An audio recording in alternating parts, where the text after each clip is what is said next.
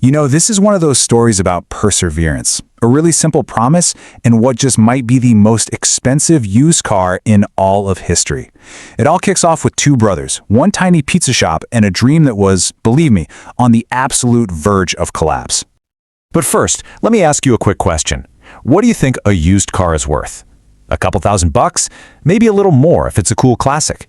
Well, in this story, the answer is $500 million. Yeah, you heard that right. Let's dig into how that is even possible. All right, so let's set the scene. The year is 1960. We've got two brothers, Tom and James Monahan, and they decide to take this massive leap of faith and jump into the pizza business.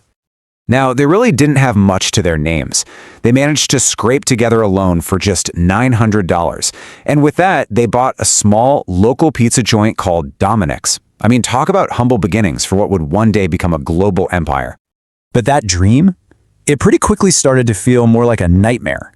The work was absolutely relentless, the money was beyond tight, and just 8 months in, the whole partnership was already cracking. Tom's brother James, he just had enough. He wanted out.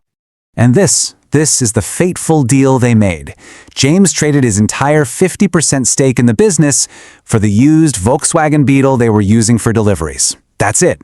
One brother was left holding the bag with a failing pizza shop, and the other one just drove away.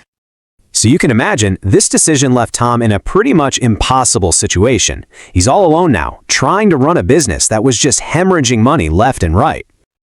He was putting in a grueling 100 hours every single week.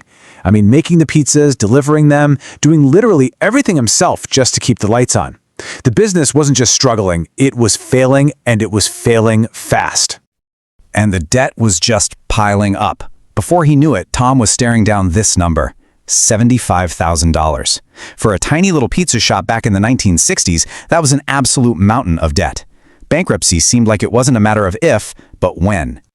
But right in the middle of all this chaos, Tom started to notice something. He was actually listening to his customers. And buried under all the problems was this one consistent major complaint.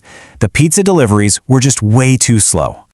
And that single insight, that one customer complaint, well, that became the little seed of an idea that would change absolutely everything.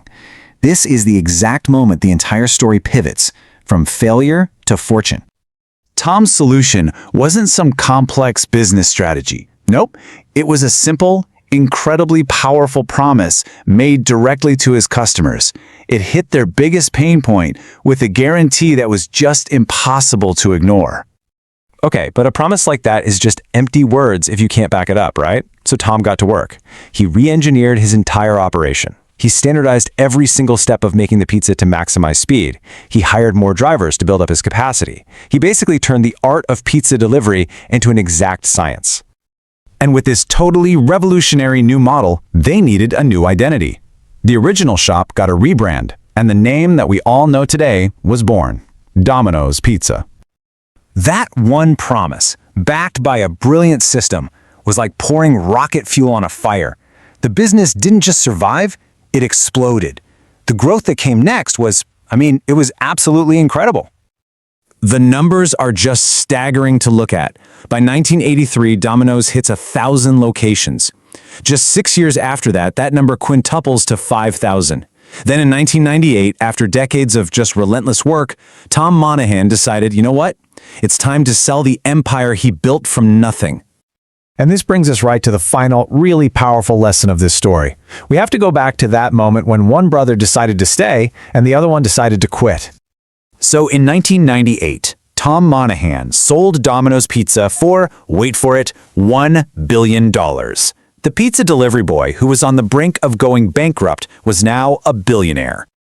So let's go back to that Volkswagen Beetle. Remember the deal. One brother gets the failing business, the other gets the used car. The difference in what happened to them is one of the most extreme you'll ever find in business history.